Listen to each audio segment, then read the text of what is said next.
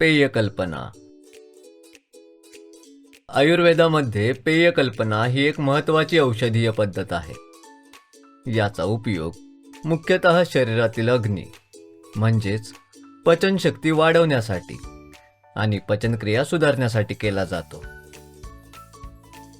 पेय बनवण्यासाठी लागणारी सामग्री: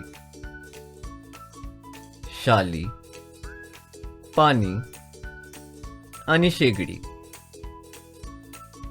पेय बनवण्याची प्रक्रिया: एका भांड्यामध्ये पेय बनवण्यासाठी प्रथमतः एक भाग शाली घ्यावे.